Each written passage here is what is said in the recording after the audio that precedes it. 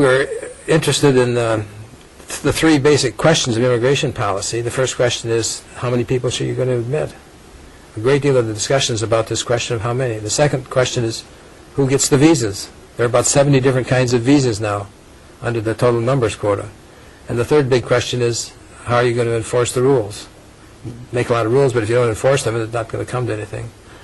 So the answer that we came back down to on the question of how many was that the traditional amounts that we'd had for the last 40 years was about 175,000 a year, and that seemed to have worked quite well. And as it turned out, under our relative preference system now, if you let in the spouses and dependent minor children of people who are already here, it also came to about 175,000 a year. So that was our recommended number, because we wanted to see the population growth of the whole United States come to some sort of a plateau and stay there. The birth rate had fallen from high levels after the Second World War down to replacement levels, a little bit, just a hair more than 2 children per family. The migration rates, if it tapered off, you could end up with a stabilizing population, a sustainable population. So that was one of the basic themes. And we didn't think under the question of who should come that it should be a nepotistic system, which we had then. About 74% of the visas went to relatives of people who'd been here before. We didn't think that was a very good way to select the next generation of migrants.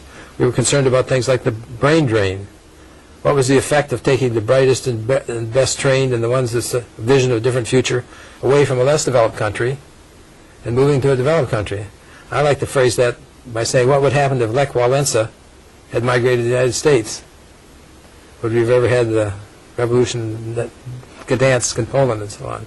The question comes up about the 1965 Immigration Act, and of course that was before I really got going on this thing. I'd just gone into practice in '64. I was trying to get my practice established and beginning to work on some local issues.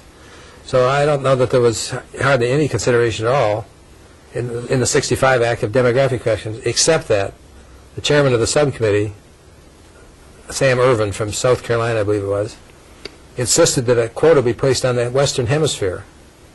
Up to that time, there was no ceiling on Western Hemisphere migration.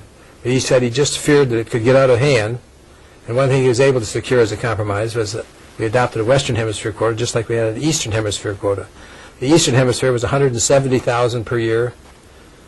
I wrote to Sam Irvin and asked him how they set the Western Hemisphere. He said, well, we were sitting around the table and somebody said, it's about 110,000 now. How's 120 sound to you? Yeah, it sounds okay to me, Charlie.